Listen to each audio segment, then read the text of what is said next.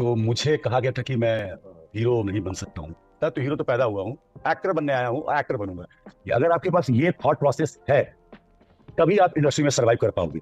अगर मैं एक्टर नहीं होता, लोग मुझे पसंद नहीं करते, मेरे शो नहीं चलते, या फिर लोग तक मेरा नाम नहीं पहुंचता, तो बिग बॉस में थोड़ी जाता। और देवा, मतलब क्या ही बोलूं मैं। इसलिए तो मैंने ये शो किया था, क्योंकि डेली शो तो करना था नहीं। तो कहानी तो मुझे पता थी, कहानी कहाँ तक जाने वाली है, क्या होने वाली है, कैसे होने वाला है। क्योंकि हमें भी शौक ही लगा था यार, इतना बढ़िया शो देने के बाद मेहनत, मतलब उफ।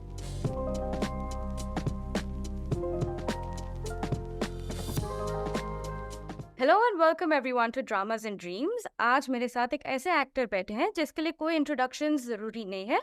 बस इतना बताना चाहूँगी कि इनकी जर्नी बिहार से बॉम्बे इतनी इंस्पायरिंग है कि कहीं ना कहीं वो मेहनत की एक मिसाल है। उन्होंने जितने भी किरदार प्ले किए हैं, कहीं ना कहीं हर एक ऑडियंस के दिल में बस चुकी है। एंड शायद कुछ लोग कहेंगे कि ये सुंदरता का असर है, पर मेरा मानना है कि इनके अंदर टैलेंट और एक्टिंग कूट कूट के भरी हुई है। And if there's anything better than that, then it is his honesty. So I am really pleased that I have the opportunity to speak with Vishal Aditya Singh. कैसे हैं आप? शुक्रिया मुझे सुंदर कहने के लिए। मुझे लगता था कि मैं सुंदर नहीं हूँ। लेकिन सच में मुझे लगता था आज तक कि ये मेरी मेहनत और लगन का फल है कि मैं यहाँ तक पहुंचा हूँ। लेकिन इसमें सुंदरता कहीं ना कहीं है। Thank you so much Sreejita. मैं अच्छा हूँ, कैसी हैं आप? मैं बिल्कुल ठीक हूँ। मैं बहुत खुश हूँ that I finally got this opportunity to speak to you. And मतलब क्योंकि आपके जो करियर है ना, वो करियर का जो ग्राफ है बहुत इंटरेस्टिंग है, क्योंकि you have a select variety of shows जो आपने की है अपनी पूरी जिंदगी में। तो बस मैं पूछना चाहती थी कि how much of it is like by chance हो गया, या फिर आपकी स्पेसिफिक चॉइस थी कि ऐसा करियर बनाना है। स्पेसिफिक चॉइस थी और करियर बनाना, और ऑप्शन भी नहीं था। क्योंकि जब मैं इंडस्ट्री में आया था, तो मुझे कहा गया था कि मैं हीरो नहीं बन सकता हूँ। तो मैंने उस समय ही कहा था कि हीरो तो हम पैदा हुए हैं, एक्टर बनने आए हैं। एक्टर बनना चाहता था। हाँ, क्योंकि और उनका कहना भी बहुत सही था, क्योंकि 6 फीट 3 इंच का हूँ, बहुत मैनली वॉइस है, दाढ़ी बाल भी देख रहे हो ऐसे एकदम, और पर्सनालिटी भी। या फिर आप ये कह सकते हो कि नॉर्मली जो लड़के होते हैं वो चॉकलेटी या फिर बहुत सॉफ्ट से लड़के चाहिए होते हैं, टेलीविजन में या फिर किसी एड के लिए या फिल्म के लिए भी। पहले दिन हम जैसे रॉ देसी लड़के का प्रेफरेंस बहुत बाद में आता है। तो इसकी वजह से शायद कहा गया होगा, और भी बहुत सारे रीजन होंगे लेकिन मुझे नहीं पता। लेकिन जिसने मुझे ये बात कही थी उसका मैं शुक्रगुजार हूँ। ऐसे तो बहुत सारे लोग थे जिन्होंने कहा था कि छोड़ो ये सब, साइड वाइड में रोल मिल जाएगा, एक आध विलन विलन के रोल में भी मिल जाओगे, ठीक है, तो इसी में ट्राई करो। सच बोल रहा हूँ मैं। तो मुझे लगा कि यार चल। और मैं उस समय जब आया था तो मुझे बस अपॉर्चुनिटीज चाहिए थी। मुझे ये चाहिए था कि कोई अच्छा बोल दे। बुरा तो पूरी दुनिया ही बोल रही थी यार। तो जब मुझे लगा कि लोग ये कहने लगे कि कुछ तो मिल जाएगा, मतलब मुझे पता चल गया कि मैं कहीं तो फिट हूँ, तब जाके मैंने उस डायरेक्शन में ही अपना काम किया, एक्टिंग का, जिस डायरेक्शन में लोगों को लगता था कि इसकी पॉसिबिलिटीज है इसको काम मिलने की। जैसे कि मैंने उसके बाद मैं नहीं गया एड के ऑडिशन में आज तक। क्योंकि जब मैं 5 बार गया तो मुझे लोगों ने बोला नॉट फिट। तो मुझे लगा कि अब अपना वक्त यहाँ पर जाया करने से ज्यादा बेहतर है कि अपने आप पर काम करो। आपको लगता है कि अगर आप एक सर्टेन काइंड ऑफ रोल या फिर एक कैरिकेचर के लिए बने हुए हो, तो क्यों ना उसी में तो अगर आप एक बार अपनी कला या फिर आर्ट को प्रूव कर देते हो, या लोगों को बता देते हो कि देखिए मेरे अंदर ये चीजें हैं, तब स्लोली स्लोली लोगों का ट्रस्ट आपके अंदर जागता है। और ये ऐसे ही काम होता है इंडस्ट्री में भी। क्योंकि मैं तो किसी का बेटा भी नहीं हूं, या फिर मेरे पास इतने पैसे भी नहीं थे, और मैं दुनिया का सबसे खूबसूरत लड़का भी नहीं था उस समय कि कोई फटाक से पकड़ के मुझे लॉन्च ही कर देता। हर की जर्नी अलग अलग होती है ना। तो मुझे तो यही लगा था कि भाई देखो, अगर मैं आपके हिसाब से हीरो नहीं बन सकता, तो हीरो तो पैदा हुआ हूँ, एक्टर बनने आया हूँ, एक्टर बनूंगा। फिर जाके मैंने ऐसे शोज मतलब लेने चालू किए, स्टार्ट करना चालू किया, और स्लोली स्लोली मुझे ये भी रियलाइज हुआ कि वो लोग कहीं ना कहीं सही थे। मैं वो इंसान नहीं हूं। मैं वो टिपिकल एक जो सास बहू ड्रामा के जो हीरो होते हैं ना, जिनके बारे में लिखा जा रहा है और किए जा रहे हैं, वो मुझसे नहीं हो पाता। मैं वो इंसान हूं ही नहीं अंदर से। और एक एक्टर अपने आप से बहुत ज्यादा ऑनेस्ट रहे, MS धोनी ये बात कहते थे कि कोई भी मतलब अगर, हाँ सच में उनकी ये बात कहने के बाद मुझे ये समझ में आया कि उनका कहने का मतलब क्या है, कि अगर आप अपने आप से ऑनेस्ट हो तो आप सबसे अलग और उतनी ही ऑनेस्टी बरकरार रख सकते हो लगातार, तो सबसे आगे भी जा सकते बहुत बढ़िया कहा। हो।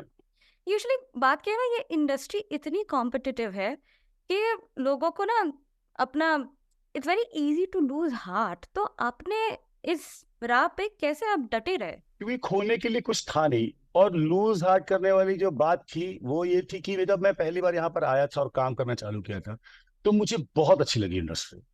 मुझे लगा कि ये एक ऐसा काम है जो मैं दुनिया में बहुत अच्छे तरीके से कर सकता हूँ। और फिर मैं बहुत बेसिक अप्रोच के साथ आता हूँ, इतना कमजोर दिल का नहीं हूँ, इतने छोटे दिल का नहीं हूँ। ठीक है, कि किसी ने कह दिया कि आपका नहीं होगा तो मैं बुरा मान जाऊंगा, और मैं नहीं, इतनी आसानी से टूट नहीं सकते हैं। सो जब मैं आया था तो पीछे मुड़ के जाने का कोई मौका नहीं था। और जब मैं पहली बार यहाँ पर आया, फिर मैं काम करना चालू किया, मतलब ऑडिशन देना चालू किया, स्टार्ट किया जब मैंने, तो धीरे धीरे अच्छा लगने लगा यार, लगा कि ये काम कर सकते हैं। और देखो ना, कंपटीशन इसलिए भी है कि कोई सर्टिफिकेट नहीं है ना हमारे पास, कि अगर आपने फलाना फलाना इंस्टीट्यूट से नंबर 1 टॉप का किया होगा कोई कोर्स, जैसे इंजीनियरिंग होता है, मार्केटिंग हो गई, बहुत सारे ना, डॉक्टर का हो गया, तो आपका प्लेसमेंट हो जाता है श्योर शॉट। हमारे पास ऐसा कुछ भी नहीं है ना किसी के पास। तो भीड़ बहुत ज्यादा है, सबको लगता है कि वाई नॉट, और सबको लगता है कि किस्मत के सहारे एक चांस क्यों नहीं। तो इसकी वजह से लोग इतने ज्यादा हैं कि कंपटीशन जो है ना वो बढ़ने लगता है। एक इंजीनियरिंग कॉलेज में भी जब एडमिशन होता है ना, तो भीड़ बहुत होती है, कट आउट मार्क निकालते हैं वो लोग बोलते हैं भाई इतने ही स्टूडेंट लेंगे। क्या सारे स्टूडेंट का कैंपस का सिलेक्शन होता है? नहीं होता है। सिंपल है यार, एक्टिंग भी वैसी ही है। सब आते हैं, सब 4 साल कोर्स करते हैं, स्ट्रगल करते हैं, अपनी खामियां देखते हैं, अपने आप को परफेक्ट बनाते हैं, फिर चालू होता है सिलेक्शन। तो अगर आपका उसमें हो जाता है तो आपको रुकना नहीं है, क्योंकि फिर आपको तो अच्छा पैकेज चाहिए ना भाई। तो अब मुझे यूएस के लिए तैयारी करनी होगी, तो क्या क्या करूंगा, और बढ़िया से जॉब करूंगा। में यहाँ पर भी कि अगर आपको छोटा सा रोल मिल गया है, तो अगर इससे ऊपर जाना है तो इससे ज्यादा मेहनत और तैयारी करनी पड़ेगी। अगर आपके पास ये थॉट प्रोसेस है, तभी आप इंडस्ट्री में सरवाइव कर पाओगे, वरना नहीं। क्योंकि उम्मीदें इतनी लेके आते हैं, सबको लगता है कि एक फिल्म, लंबी गाड़ी, बड़ा घर, कपड़े हसीन, लड़कियां, दोस्त यार, घूमना, अरे भाई ऐसा कुछ नहीं होता है। बिल्कुल सही बात कही आपने। एंड ऑनेस्टली बहुत अच्छा लगा टू हियर दिस एटीट्यूड, क्योंकि यूजुअली एक सिनिसिज्म होती है जब बात हम्म। करते हैं अबाउट द एंटरटेनमेंट इंडस्ट्री। तो शायद ये सबसे positive outlook that I have heard in a very long time about the entertainment industry, सच में।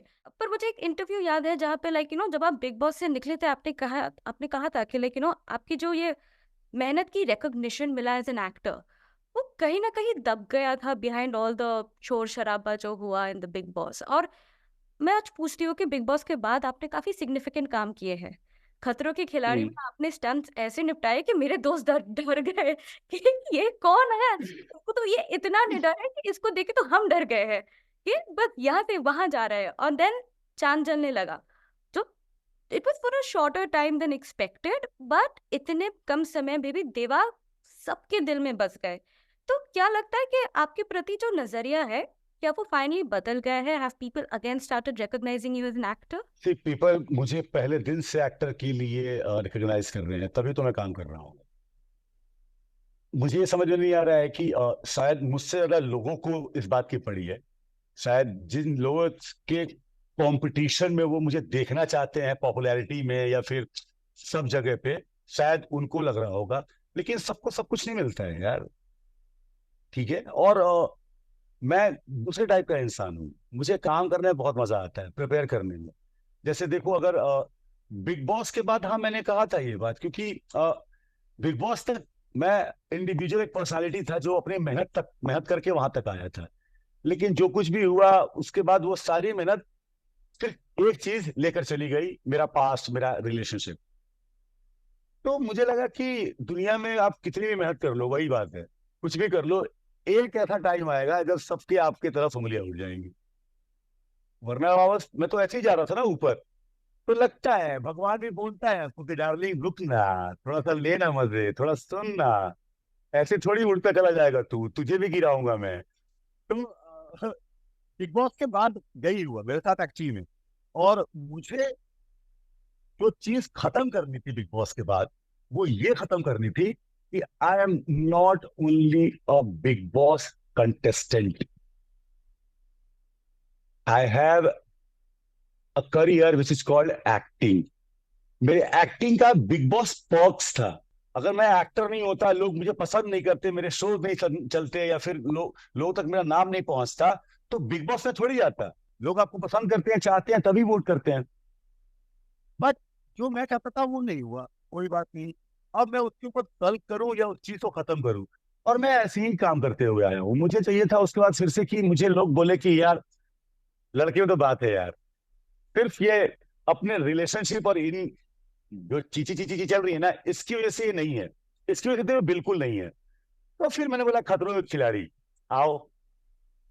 और मैं अपना काम बेचता नहीं, मैं अपना काम दिखाता हूँ।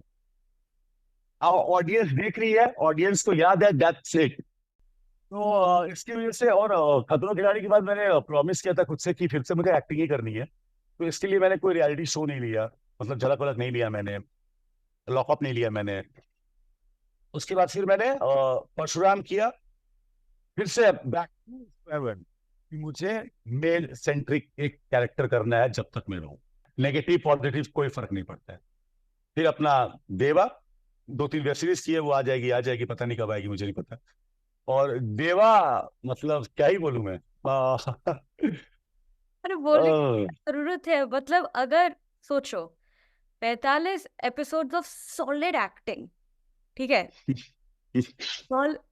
45 एपिसोड ऑफ सॉलिड एक्टिंग के बाद हर जगह देवा का नाम, मतलब ऑनलाइन फैंडम में ऐसा पागलपन मचा गया था देवा और तारा की कहानी, कि जैसे मतलब शोज 100-200 एपिसोड्स के बाद मतलब जो ट्रैक्शन होती है, लोग वैसे पागल हो गए थे। और अब जब देवा और एक्टिंग की बात हो ही चुकी है, मतलब शो तो लाजवाब था। और जैसे मैंने वादा किया था, इतने साल बाद इतने सुंदर लीड्स मिले हमको देखने के, मतलब पूरा शो ही सुंदर था। लीड्स तो अति सुंदर, पर सब कुछ सुंदर था, थैंक यू। अच्छा सुंदर था, हवेली सुंदर था, एस्थेटिक्स सुंदर था।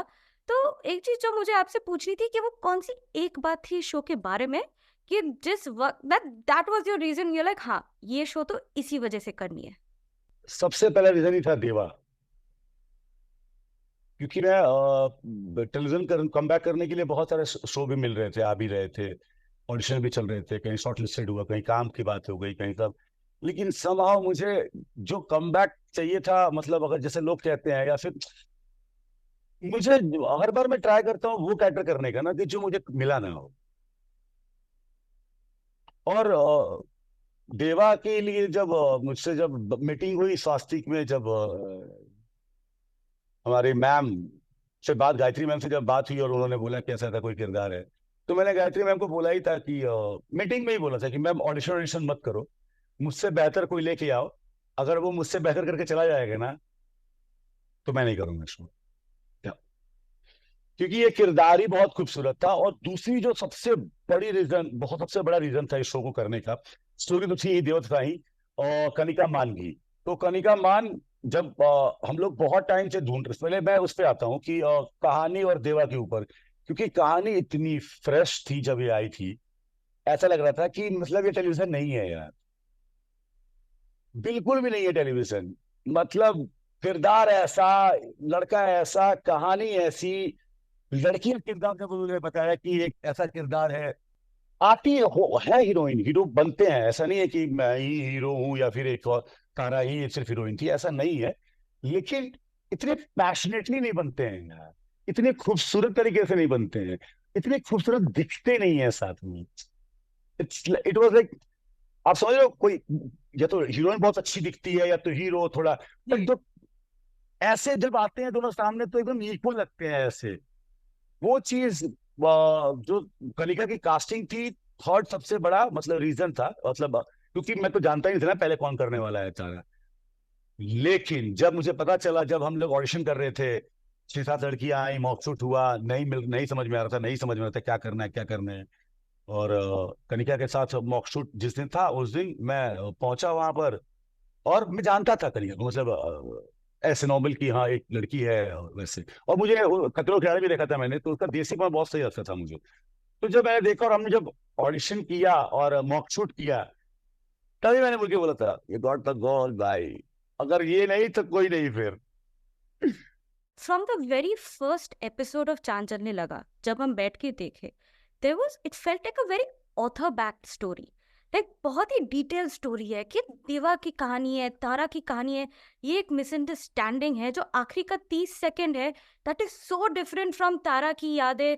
और ये सब सोच तो मतलब एक मन में एक ही सवाल गूंजती है कि how much of the concept was laid out before hand. कितना पता था कि कहानी क्या है। और मुझे कहानी पूरी पता थी, जहां इसलिए तो मैंने ये शो किया था, क्योंकि डेली शो तो करा था नहीं।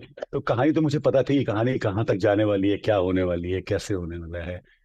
हाँ मतलब जब दोनों देवा और तारा मिल जाते हैं, मतलब when they fall in love, in real story, वहां तक की स्टोरी पता थी मुझे। तो उस कहानी के बारे में क्या ही बोलूं, मैं बोला तो बिगेस्ट रीजन था यार देवा और कहानी शो का। हम्म। लेकिन हो जाती है चीजें कुछ कुछ, क्या है ना कि आप टेलीविजन है यार, कुछ डिसाइड करके नहीं रह सकते हो। हम्म। और 45, 50, 100 एपिसोड, 60, 200, 1000 से मतलब भी नहीं बनता मुझको। जैसा आपने कहा कि एक कहानी आई, उसने ऐसा इम्पैक्ट डाला, ऐसा हम्म। लगने लगा लोगों को कि 200 एपिसोड के बाद ये कहानी चल रही है। कितनी बड़ी बात है वो, विद इन 30-40 एपिसोड्स में। तो मुझे लगता है कि हर चीज किसी नई चीज को करने के लिए होती है, तो ये वैसा सा ही था। और मैं इस किरदार को लेके इतना एक्साइटेड था, इतना एक्साइटेड था। और मैंने मेहनत तो हर किरदार को लेके करता हूँ मैं आज तक, ऐसा भी कभी भी नहीं रहा है कि ऐसा कोई शो नहीं किया है जिसमें मैंने पहले होमवर्क ना किया हो करने के पहले। सिर्फ एक शो किया था और बहुत भारी पड़ा, बिग बॉस जिसे कहते हैं, कोई होमवर्क नहीं किया था। काश। तो जैसे मैं खतरों के खिलाड़ी, मुझे पता था कि मुझे स्विमिंग नहीं आती है, मैं और लॉकडाउन था यहाँ पर, कैसे करूंगा नहीं करूंगा। लेकिन आई वॉज प्रिपेयर, मरने नहीं देंगे। तब में तैरना नहीं होता है, पानी में भी घुसने का भी स्टंट होता है विशाल। प्रिपेयर योरसेल्फ, मरने नहीं देंगे वो। स्विमिंग नहीं आती है ना, डूब के मरेगा नहीं ना, वो तो हो गया वहां पे ना, दैट्स इट। तो तो ऐसे ही जब मैं देवा कर रहा था तो मेरे लिए किरदार इतना स्पेशल था यार कि मैं क्या बताऊं। और दिखाना भी था लोगों को कि लवर बॉय भी हो सकता है लड़का। हाँ, लोग तो उस बात पे कन्विंस तो हो चुके थे फॉर श्योर। अब थोड़ा बहुत कि शेयर कर सकते हैं कि कहानी थी क्या। कहानी सेम ही थी यार, देवता की कहानी यही थी कि इनका मिसअंडरस्टैंडिंग होता है, वो उसके लाइफ में आता है, उसको लगता है कि वो उसको तंग करेगा और वो उसको पहचान लेगी, लेकिन चीजें नहीं होती हैं। और तब तक देवा का एक पास्ट होता है बहुत। अब कहानी पूरी बता नहीं सकता मैं आप लोगों को, पता नहीं ये बाद में बनाए या कोई करने कुछ। तो देवा का एक पास्ट होता है कि वो जुवेनाइल में क्या हुआ होता है उसके साथ। तारा के साथ भी ये होता है कि उसके डैड एक्चुअली बहुत अच्छे होते हैं, वो जाते हैं छुड़वाने के लिए देवा को कुछ दिनों के बाद। उधर दिखाते हैं कि रास्ते में उसके डैड का वही एक्सीडेंट हो जाता है। उस एक्सीडेंट में तारा भी होती है, और उसके डैड को वो चोट लगती है सर पे, जो बीमारी होती है अगर जिसकी जिसकी वजह से देवा को ये बात पता नहीं होती है। देवा को लगता है कि इन लोगों ने कभी पूछा ही नहीं। और देवा का जो जुवेनाइल के बाद एक डार्क ये रहता है, पास्ट रहता है। वो एक फैमिली होती है उसकी जो अडॉप्टेड होती है, वो सब उसी की अडॉप्ट होती है। बट वहां पर देवा अक्षय कुमार होता है धड़कन का, वेरी पोलाइट, हाँ में हाँ, कुछ कर ही नहीं सकते हैं। तभी तारा, क्योंकि कहानी वाली ऐसा ही था कि तारा उसी घर में आती है, शादी घर की, जहां पर वो कुछ बोल नहीं सकता है। तो फिर उसका एक छोटा सा मतलब कजन भाई, अपना भाई नहीं वो भाई होता है, तो he tries to do something with Tara, and ऐसे ऐसे ऐसे ऐसे ऐसे ऐसे ऐसे ऐसे।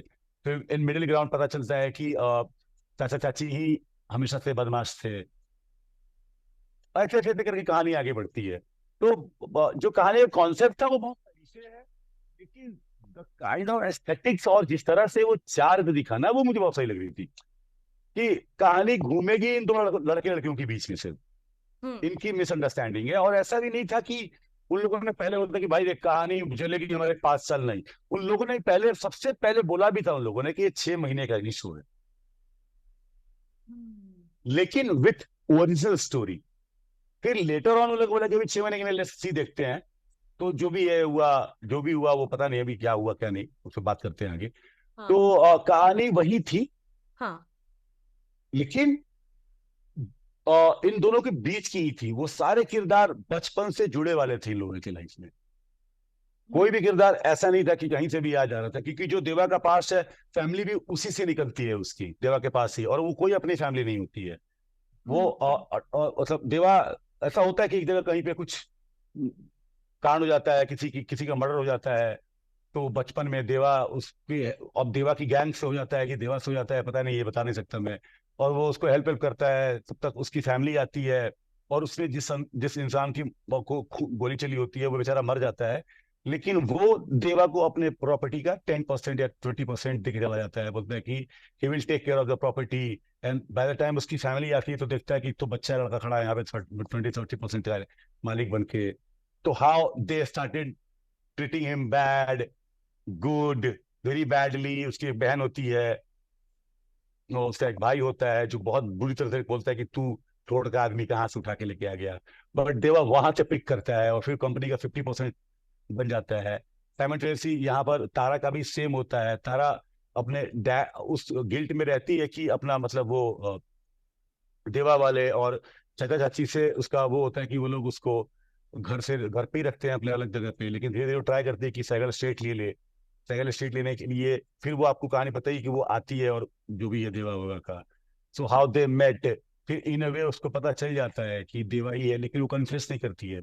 और वो सहते रहती है, जब तक कि एक्सट्रीम में पहुंच जाता है। फिर देवा गिल्ट ट्रिप पे जाता है। जब गिल्ट ट्रिप पे जाता है तो उसको पता होता है कि अरे इसकी तो कोई गलती ही नहीं थी। तो he started falling for her. मतलब ऐसे ऐसे ऐसे ऐसे। वाह यार, कहानी तो मतलब it was set to be a classic romance story because या इट इतने वाज। सालों से आई नहीं है एंड ऑलमोस्ट एवरीथिंग जो कहानी में लगी हुई थी, like first of all actors थे जिन्होंने इंडिविजुअली सक्सेसफुल शोज, आप Kanika, both of you had history of running a successful show, experienced actors है, थैंक यू। completely fresh है। तो जब देखेंगे तो लोगों को कुछ नया मिल रहा है देखने के लिए। Music was really on point because background scoring और म्यूजिक से ही तो सारे इमोशंस दिख जाते हैं। और फिर राइटर भी ऐसा था who has actually excelled in this particular genre, ये जो डिफिकल्ट रोमांस है। तो ये लिटरली उसके लिए उसके बाएं हाथ का खेल था। एंड अगर हम क्रिएटिविटी को भी साइड में रख देना and we are just barely like straight looking at the numbers, तो टीआरपी से अगर देखा जाए तो वो स्लॉट एक्चुअली रिवाइव हो गया था, क्योंकि जो प्रीवियस शो था 0.7 0.8 में घूम रहा था और दिस शो तो स्टार्टेड स्ट्रेट अबव 1। तो मतलब इट वाज सो प्रॉमिसिंग कि लोगों को देख के ऐसा लाइक झटका लग गया, बिकॉज इट्स वेरी क्लियर कि शो कहीं तो जा रहा था और पता नहीं कैसे स्किड हो गया। और अगर आप 1 मिनट दे पाए मुझे, क्योंकि मुझे अपना दिल का दर्द बांटना है, प्लीज प्लीज प्लीज। ऐसा क्या हुआ कि शो के मतलब ब्रेक लगा के पूरा रास्ता चेंज हुआ। क्योंकि देखो, मैं मानती हूँ कि जब टाइम स्लॉट चेंज होता है तब तुम्हारा जो टारगेट डेमोग्राफिक है वो बदल जाती है। तो कहानी में कहीं ना कहीं थोड़े बहुत बदलाव लाने पड़ते हैं ताकि आप उस नए टारगेट डेमोग्राफिक को आकर्षित कर सके। पर चेंज करते करते अब चेंज में थोड़ी बहुत कहानी रह गई, क्योंकि जज्बात बदल गए, कास्ट बदल गए, राइटर बदल गए, स्टाइलिंग बदल गए, एडिटिंग का स्टाइल बदल गया, कैमरा का फोकस बदल गया। आप दोनों कहीं पीछे, कैमरा कहीं और ही फोकस किए जा रहा है। मतलब मैं तो हैरान, शो ओटीटी में आना बंद हो गया, 2 दिन तो शो ही नहीं आया। तो प्लीज बताइए हुआ क्या था, जितना आप बता सकते हैं। देखिए, मैं इसके ऊपर जितना मैं बता सकता हूँ बता नहीं सकता पूरी तरह से, लेकिन बस इतना समझ लीजिए कि जब चैनल और प्रोडक्शन के डिफरेंसेस स्टार्ट होते हैं ना, थोड़े बहुत जहाँ भी, तो यही होता है। और ऐसा भी नहीं है कि चैनल के डिफरेंसेस, देखिए क्या होता है। देखिए, अगर आप देखें तो शिव शक्ति नंबर 1 शो है। कौन दे रहा है उन लोगों को, प्रोड्यूसर के? स्वास्तिक। तो ऐसा भी तो नहीं है कि इतना भी बेवकूफ नहीं है कोई भी कि वहां पे भी, आप समझ रही हैं। बट जहाँ होने लगते हैं ना, क्रिएटिव के डिफरेंसेस होने लगते हैं ना, वहां होने ही लगते हैं। आप उसको समझ नहीं पाओगे, बिल्कुल भी नहीं समझ पाओगे।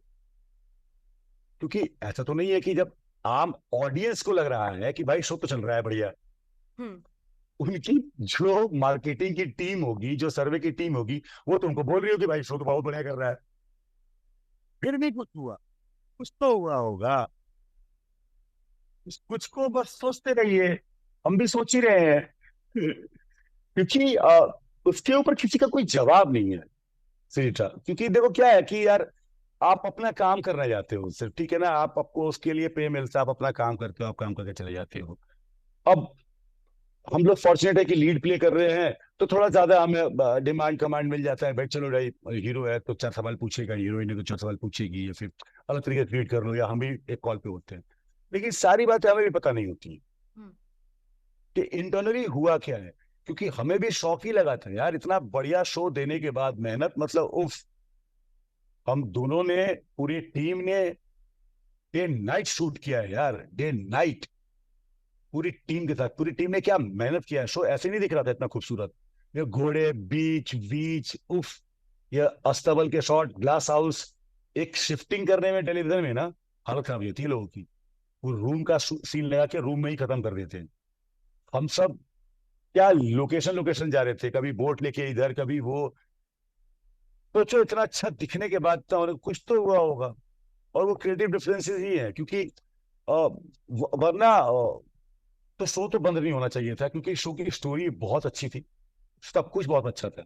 कभी कभी क्या होता है ना यार, कि आज मन करता है कि बहुत अच्छा खाना बनाऊंगा, ठीक है ना, आपको कभी कभी मन करता होगा, या कभी कभी मन करता होगा ना, आज मैं सबसे बेस्ट रेडी होके जाऊंगी कॉलेज या कहीं भी, और आप सबसे अच्छे कपड़े पहनते हैं, सबसे अच्छा खाने के लिए सारा इंग्रेडिएंट सबसे अच्छा लेके आते हो, सबसे अच्छी कंपनी का।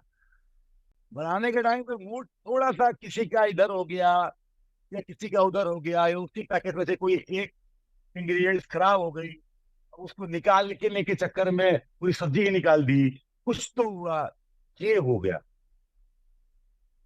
कैसे लगता है कि आपने बहुत अच्छे कपड़े पहने हैं, लेकिन उसी दिन आप सुंदर नहीं लग रहे होते हो। आपको लगता है सबसे खराब मैं ही लग रही हूँ यार, ये लग रहा हूँ, ये तो मेरा बेस्ट कपड़ा था। क्योंकि आप शायद उस दिन राइट इसमें नहीं होंगे। तो ये हो गया, और कुछ भी नहीं है। वरना यार नंबर्स तो आ ही रहे थे ना, ऐसा भी नहीं है कि नंबर्स नहीं आ रहे थे, और अच्छे नंबर्स आ रहे थे। और उधर चैनल की टीम भी चेंज हुई थी पूरी उस समय। तो हो जाती है चीजें हम्म। ऐसे। जब ऐसा टाइम आता है तो जो नए शो होते हैं ना, सबसे ज्यादा उन्हीं के ऊपर भारी पड़ता है, क्योंकि वो फ्रेश लौट के होते हैं। क्योंकि जो टीके टिकाए शो हैं, उनको छेड़ने में थोड़ा भी ये लगता है कि अरे यार इनको छेड़ दिया तो ये टाइम स्लॉट तो एकदम ऐसा सही, अभी ये हो जाएगा, वो हो जाएगा, एम हम्म। फलाना ढिमकाना, जो भी है जो भी है जो भी है जो भी है। हम्म। बट ये सारी चीजें एक तरफ है। हम्म। मुझे लगता है कि हमारे चांद को नजर लग गई थी। वो तो पक्का, वो थियरी ना इतना मतलब ऑनलाइन फैंडम में इतना सर्कुलेट कर रहा है, सब लोग सोच रहे कि नजर कहाँ से लगी दुनिया होगी। की लगी होगी। 6 महीने चला भाई, अब सुना चलेगा, क्या ही बोलूं मैं। एक ऐसा कुछ है ना इस चीज के साथ, हाँ। कि आप सब कुछ अच्छा है यार, और फिर भी नहीं चला, तो इसमें आपकी कोई गलती नहीं। हम्म। हम्म। लेकिन ऐसा भी नहीं कि ऑडियंस ने धोखा दिया, नहीं, ऑडियंस तो थी यार, 1.5 टच कर गए थे हम लोग थर्ड वीक में। Hmm. Audience what there. Hmm. कुछ कुछ होता है ना, कुछ अच्छी फिल्में आती हैं जिसको ऑडियंस देखती ही नहीं है, फिर बाद में पता चलता है 3 4 5 साल के बाद, अरे कमाल की फिल्म है, तो लोग ओटीटी पे देखे जा रहे हैं, देखे जा रहे हैं। जी। मुझे लगता है ऐसा ही होगा हमारे शो के साथ भी, कि कभी आएगा तो मतलब लोग बोलेंगे यार, मतलब कमाल का शो था यार, जो हाँ। भी हुआ। और यही हुआ, और यही हो भी रहा है, क्योंकि जितने भी लोग, मेरे भी दोस्त आ रहे हैं, जितने भी लोग हैं, सब लोग यही बोल रहे हैं कि यार मतलब शो तो बहुत अच्छा था भाई, और पूरी इंडस्ट्री को अच्छा लग रहा था। क्योंकि बहुत टाइम बाद आता कोई शो आया था, लव स्टोरी, 2 लोगों के बीच में, उसका लॉन्च, वो गाना, प्रोमो, उफ। तो आधे एक्टर को तो ये था कि यार मैं क्यों नहीं कर रहा हूँ ये शो, मुझे करना था। हाँ।